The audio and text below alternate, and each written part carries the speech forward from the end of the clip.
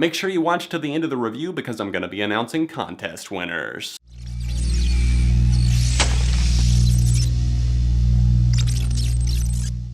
What's up everyone, John from ARTV. It's time for a review of the third studio album by Ariana Grande, a pop singer who's had a lot of success here in the United States. A former child actress that acted up into her teens on Nickelodeon shows, she kind of made the transition into the music scene in 2013 with her hit album Yours Truly, featuring the song The Way with Mac Miller that just kind of blew up the charts, really helped her singing career take off. She followed that up in 2014, just a year later, with another record that kind of missed the mark. My Everything kind of felt like it was trying to be too many different things. And even though I did re-listen to that record in preparation for this review, and I do feel like it has some strengths, it's spotty. And I'm glad to say that she's back on track with this new record, Dangerous Woman. We got the lead single, which was originally intended to be Focus, but thank God, it was not. It was scrapped and is only included on a foreign edition of the record because just tried to be a replication of Problem. It was honestly awful and kind of a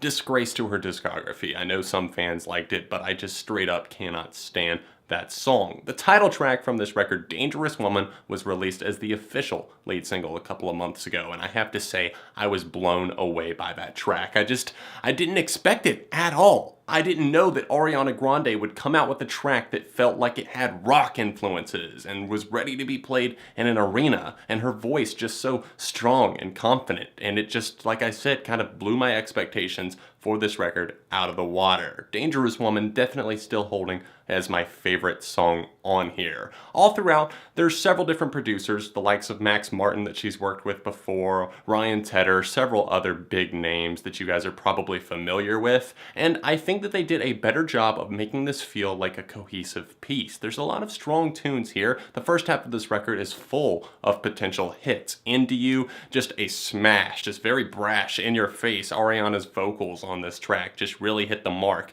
and while it's not a new lyrical fame for her, in fact none of the songs on this record really are, it is much more sexual and sensual in nature, and I think that she's pushing that more so than ever with this new album, Dangerous Woman. Now, I did see a comment that said something about, oh, she's shedding her princess image with this new record, Dangerous Woman. And I'm thinking, when did Ariana Grande ever have that image? Have you listened to her first two records? There's so much talk of touching and rubbing, you'd think that you were listening to a porno on tape at times. Completely kidding, it's not that over the top, but seriously, there's very sexual songs on her first two records, and while things are more suggestive this time around, I mean, Into You, obviously one of those, Every Day with Future, pretty much just straight up going at it side to side, talking about basically fucking so hard that you'll be walking side to side after. It's pretty obvious here. Now, those two tracks that I just mentioned feature two of the guests, 2 out of 4 on this record. We get the likes of Future, someone that I'm not normally a fan of, but I think he gets the job done here. I think he really provides that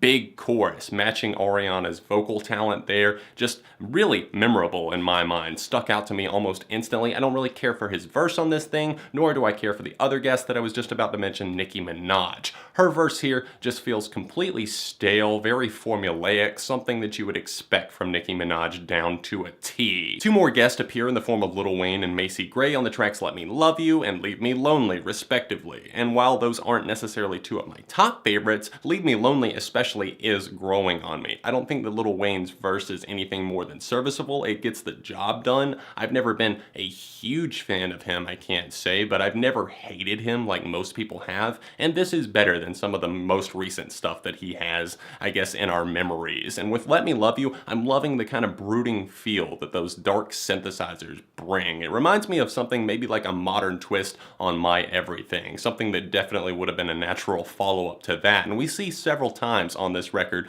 pieces that definitely could have fit in there, and I like that we get that. Not only that, but also new pieces to the puzzle, showing that Ariana Grande is just multi-talented and can tackle several different genres. Near the end of this thing, we start getting tracks that are a little bit more, I guess, grounded in nature and a little bit more atmospheric and, I guess, raw with the instrumentation. We're actually hearing some real instruments on tracks like Sometimes, and I'm really loving that one. Just some acoustic guitar strums and just a very honest and straightforward track, along with the one that comes right after that, I Don't Care, that closes closes out the record. That one feels much more akin to her first record, Yours Truly, with that R&B vibe that she's so known for. She has the perfect voice for that, and Honeymoon Avenue still remains my favorite track from Grande. Just so phenomenal, showcases how talented that voice is. And if there's one thing that you can say for Ariana Grande at the end of the day, it's that she's a damn good vocalist, like her music or not. And I don't care, she's showing off her pipes once again, and I like that it's kind of building over these piano keys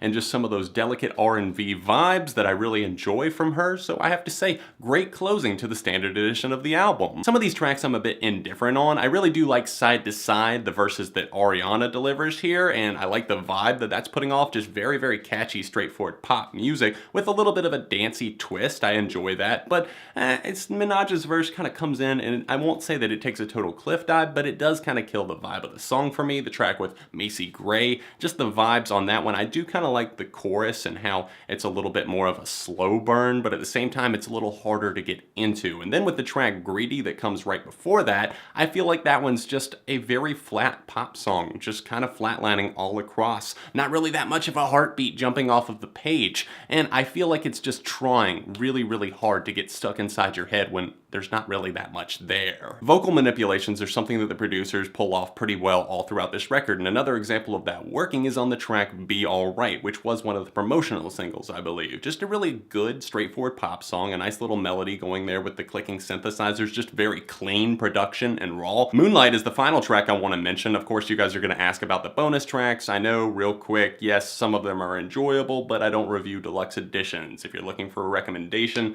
I would say Touch It and Bad Decisions are probably my favorite out of the bonus tracks that I've gotten into so far. But getting back to Moonlight, I have to say that this is probably, if not my favorite, my next to favorite song on Dangerous Woman. Just so simple and elegant at the same time. She's talking about the infatuation with this newfound love, and that's something that we see all throughout. Love, exes, new romances and flames, sex and desire, but Moonlight is just a nice straightforward tune that just seems to see her laying down with this guy, kind of describing the scenario. She loves it whenever he calls her Moonlight, and she loves it whenever he calls her Moonlight, and we see a little bit into Ariana's eyes here, and I enjoy that for the track. It's very laid back, minimal instrumentation going on here, but it's gorgeous. I love the intro to this record, and I think that you guys should definitely check it out, even if you aren't planning on hearing the whole album. I ended up giving My Everything a 3 out of 5 whenever that dropped a couple of years ago. I just feel like this is a step up with Dangerous Woman, much more cohesive, like I was talking about, better production in a lot of areas, and while the songwriting and the styles might not be as top-notch as Yours Truly, I do think that this is a solid bounce back, and I'm so glad that Focus wasn't the direction that she went in for this, and it was more of an experimental pop vibe, I guess, if you will. It's not necessarily all of what you're hearing on the charts right now, and I love that Dangerous Woman was able to get into the top 10 as a single. I would love to hear more guitar on the radio, that little solo that they threw in there, just